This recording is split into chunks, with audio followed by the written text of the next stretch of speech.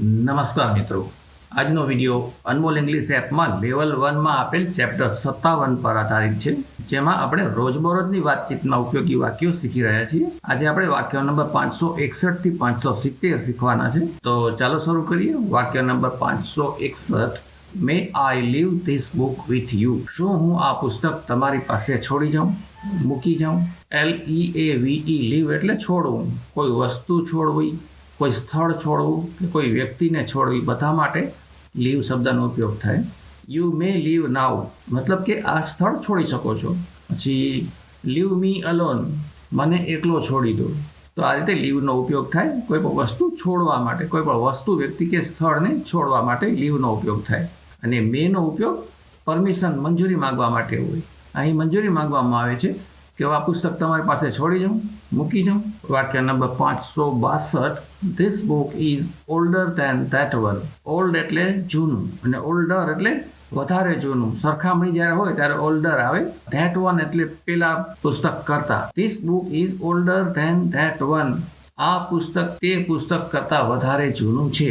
દરેક વખતે વિડીયો જોયા પછી તરત જ એપમાં આપેલી પ્રેક્ટિસ પણ કરી લેશો તો થોડાક જ સમયમાં તમને ગ્રામરના નિયમો યાદ કર્યા વગર જ સરળતાથી ઇંગ્લિશ બોલતા આવડી જશે.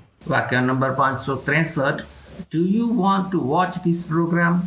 શું તમે આ કાર્યક્રમ જોવા માંગો છો? વોચ એટલે જોવું. ખાસ કરીને ટીવી કે ફિલ્મ કે એવી રીતે તમે જોતા હો એના માટે વોચ શબ્દ વપરાય. વોચ કરવું એટલે સામાન્ય રીતે નિરીક્ષણ કરવું અથવા ધ્યાનથી જોવું. WATCH વોચ એટલે ઘડિયાળ પણ થાય. અને વોન્ટ એટલે ઈચ્છા હોવી, ઈચ્છતા હોવું. અને પ્રોગ્રામનો સ્પેલિંગ બંને રીતે ચાલે. PROGRAM પણ સાચો છે અને PROGRAMME પ્રોગ્રામ, બંને સ્પેલિંગ સાચા છે. વાક્ય number 564. A part of this land is mine. A part એટલે ટુકડો કે ભાગ.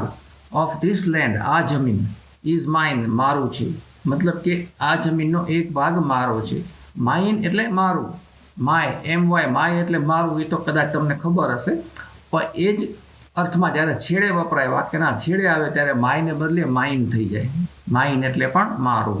A part of this land is mine. જમીનનો એક ભાગ મારો છે. વાક્ય number 565. This poem was originally return in French. Poem એટલે કવિતા. ઓરિજિનલી એટલે તો મૂળભૂત રૂપે અસલમાં. રિટન એટલે લખાયેલી હતી. ઇન ફ્રેન્ચ એટલે ફ્રેન્ચ ભાષામાં. રાઇટ એટલે લખવું અને રિટન એટલે લખાયેલું હતું. વોઝ રિટન એટલે લખાયેલી હતી. રાઇટ, રોટ, રિટન. તો રિટન એટલે લખાઈ હતી. વાક્ય number 566. Do you have this shoes in my size? Do you have એટલે તમારી પાસે છે. ધીઝ એટલે THE, ધીઝ એટલે બહુવચન છે એટલે THIS ધીસનું બહુવચન THESE ધીઝ થાય. શૂઝ એટલે બૂટ, જૂતા. ઇન માય સાઇઝ એટલે મારી સાઇઝમાં. શું આ બૂટ મારી સાઇઝમાં મળી જશે? Do you have this shoes in my size? વાક્ય number 567. I can't put up with this cold. અહીં કોલ્ડના બે અર્થ થાય. કોલ્ડ એટલે ઠંડી અને કોલ્ડ એટલે શરદી. તો આ શરદી મારાથી સહન થતી નથી અથવા આ ઠંડી મારાથી સહન થતી નથી. કાન્ટ પુટ અપ એટલે સહન કરી શકું એમ નથી. પુટ અપનો અર્થ સહન કરવું અને આ બીજા અર્થમાં પણ વપરાય. સંબંધોમાં સહન કરવું એના માટે પણ પુટ અપ આવે. આપણે કોઈ વ્યક્તિ સાથે બહુ મેળ ના પડતો હોય, જામતું ન હોય અને કેવું હોય કે ભાઈ આપણે મેળ નહીં પડે એમ કેવું હોય તો પણ કહેવાય આઈ can't put up with you. મારે તમારી સાથે મેળ નહીં પડે. વાક્ય number 568. This tie doesn't go with my suit. આ ટાઈ મારા સૂટ સાથે મેળ ખાતી નથી એટલે મેચ થતી નથી. વાક્ય number 569. There are 50 members in this club. આ ક્લબમાં 50 સભ્યો છે. ક્લબ એટલે ક્લબ અથવા મંડળી. 50 એટલે 50. વાક્ય number 570. We can here the ocean from here. HEAR here એટલે સાંભળવું અને HERE હિયર એટલે અહીં. ઓશન એટલે સમુદ્ર, દરિયો. અહીંથી આપણે સમુદ્રને સાંભળી શકીએ છીએ એટલે કે સમુદ્રના મોજાના અવાજને સાંભળી શકીએ છીએ.